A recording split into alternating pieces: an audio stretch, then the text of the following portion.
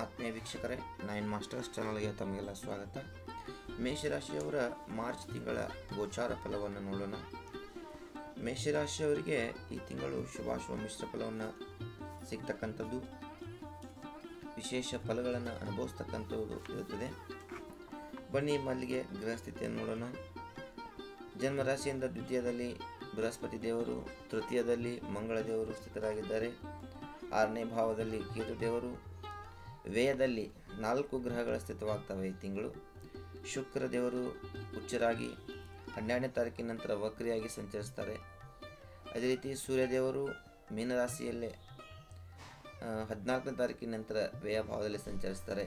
ಶನಿದೇವರು ಕೂಡ ವ್ಯಯ ಭಾವದಲ್ಲಿ, ಮತ್ತು ಬುಧ ದೇವರು ಕೂಡ ಸಂಚರಿಸ್ತಾರೆ. ಆದರೆ ಅಶುಭರಾಗಿರ್ತಾರೆ. ಅಂದರೆ ಏನಪ್ಪ ಅಂದರೆ ಅವರು ನೀಚ ಗತಿಯನ್ನು ಹೊಂದ್ತಾರೆ.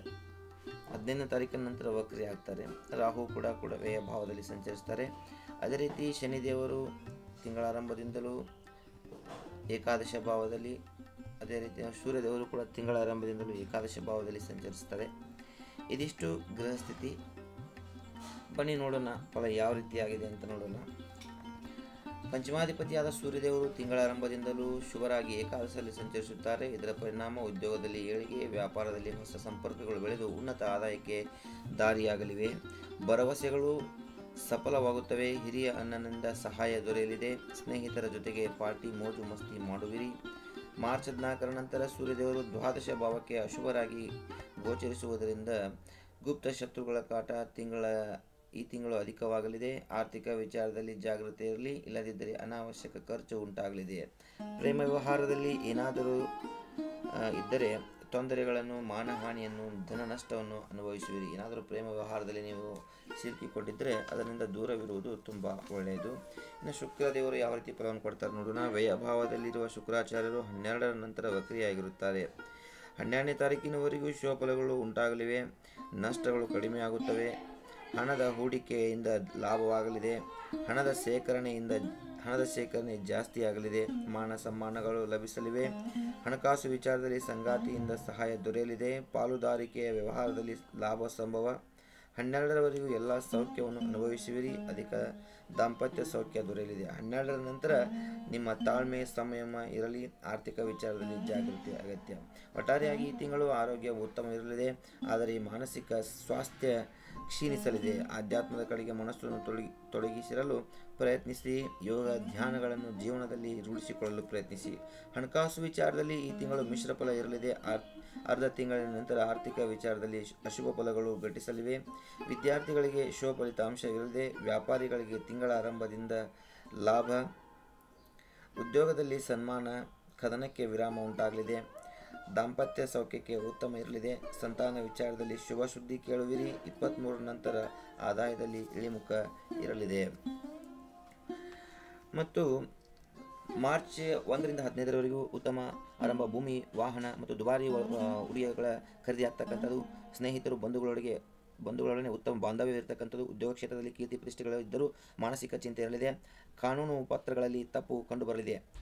ಯಾವುದಾದ್ರೂ ಡಾಕ್ಯುಮೆಂಟೇಷನ್ನಲ್ಲಿ ಸ್ವಲ್ಪ ಕೇರ್ಫುಲ್ ಆಗಿ ಜಾಗೃತಿಯಾಗಿರುವುದು ಒಳ್ಳೆಯದು. ಕೆಲವರಿಗೆ ಗುಪ್ತ ವ್ಯವಹಾರಗಳಿಗೆ ಒಡಂಬಡಿಕೆ ಉಂಟಾಗ್ತದೆ.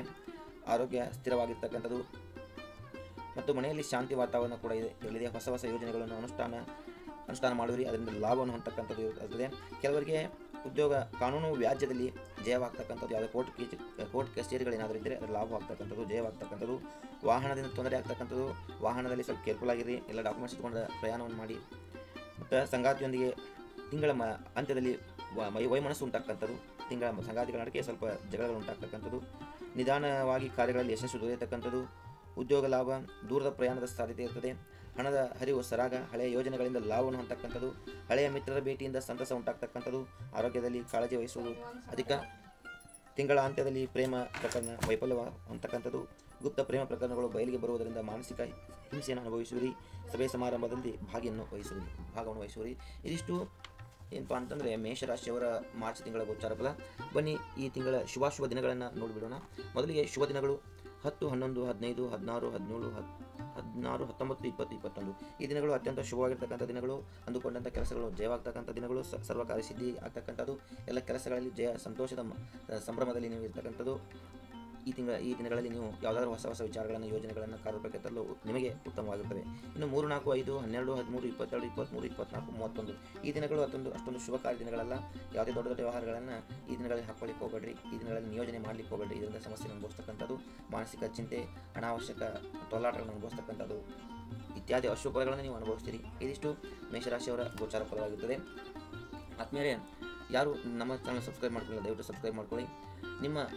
ಯಾರು ಮೇಷರಾಶಿಯವರಿದ್ದೀರಿ, ನಿಮ್ಮ ಡೇಟ್ ಆಫ್ ಬರ್ತ್ ಟೈಮನ್ನು ನಮ್ಮ ಡಿಸ್ಕ್ರಿಪ್ಷನಲ್ಲಿ ಹಾಕಿ. ನಿಮಗೆ ಆಯ್ದ ಒಂದು 10 ಜನರಿಗೆ ವರ್ಷ ಫಲವನ್ನು ಉಚಿತವಾಗಿ ನಿಮ್ಮ ಇಮೇಲ್ ಐಡಿಗೆ ಕಳಿಸಲಾಗುವುದು. ಯಾರು ಸಬ್ಸ್ಕ್ರೈಬರ್ ಇದ್ದೀರಿ ಅಂಥವರಿಗೆ ಮಾತ್ರ. ಮತ್ತು ನಮ್ಮ ವಿಡಿಯೋ ಬಗ್ಗೆ ಏನಾದರೂ ಅನಿಸಿಕೆಗಳು ಹೇಳಿದ್ರೆ ದಯವಿಟ್ಟು ನಮಗೆ ತಿಳಿಸ್ತಕ್ಕಂಥದ್ದು, ಕಾಮೆಂಟ್ಸ್ನಲ್ಲಿ ತಿಳಿಸ್ತಕ್ಕಂಥದ್ದು ಮಾಡಿ. ಇದಿಷ್ಟು ನಿಮಗೆ ಮಾಹಿತಿಯನ್ನು ಕೊಡ್ತಾ ಇದ್ದೀನಿ. ಇನ್ನೊಂದು ಏನಪ್ಪ ಅಂತಂದರೆ, ಪರಿಹಾರವನ್ನು ಮಾಡ್ಕೊಳ್ಬೇಕಾದ್ರೆ ಈ ತಿಂಗಳು ನೀವು ಏನಪ್ಪ ಅಂತಂದರೆ, ಮಾರ್ಚ್ ತಿಂಗಳಲ್ಲಿ ದುರ್ಗಾದೇವಿ ಆರಾಧನೆಯನ್ನು ಮಾಡ್ತಕ್ಕಂಥದ್ದು, ದುರ್ಗಾ ಮಾತೆಗೆ ಫಲಪುಷ್ಪಾದಿಗಳನ್ನು ಅರ್ಪಿಸ್ತಕ್ಕಂಥದ್ದು, ನೈವೇದ್ಯಾದಿಗಳಿಂದ ಸಂತಸಪಡಿಸ್ತಕ್ಕಂಥದ್ದು, ಲಿಂಬೆಹಣ್ಣಿನ ದೀಪವನ್ನು ಹಚ್ಚತಕ್ಕಂಥದ್ದು ಮಾಡಿ. ಮತ್ತು ಆಂಜನೇಯ ಸ್ವಾಮಿ ಆರಾಧನೆಯಿಂದ ಒಳ್ಳೆಯ ಫಲವನ್ನು ಅನುಭವಿಸ್ತಕ್ಕಂಥದ್ದು. ಪ್ರತಿದಿನ ಆಂಜನೇಯ ಸ್ವಾಮಿಗೆ ಸೂರ್ಯೋದಯಕ್ಕೆ ನಡೆದುಕೊಳ್ಳುವುದರಿಂದ ಒಳ್ಳೆಯ ಫಲಿತಾಂಶವನ್ನು ನೀವು ಕಾಣ್ತೀರಿ. ಆಂಜನೇಯ ಸ್ವಾಮಿಯ ಹನುಮಾನ್ ಚಾಲಿಸವನ್ನು ದಿನನಿತ್ಯ ಪಠನೆ ಮಾಡೋದ್ರಿಂದಲೂ ಕೂಡ ಒಳ್ಳೆಯ ಫಲಿತಾಂಶವನ್ನು ನೀವು ಕಾಣ್ತೀರಿ. ಯಾಕಂದರೆ ಇನ್ನು ಮೇಷರಾಶಿಯವರಿಗೆ ಈ ತಿಂಗಳಿಂದ 7.5 ಪ್ರಾರಂಭವಾಗುತ್ತೆ.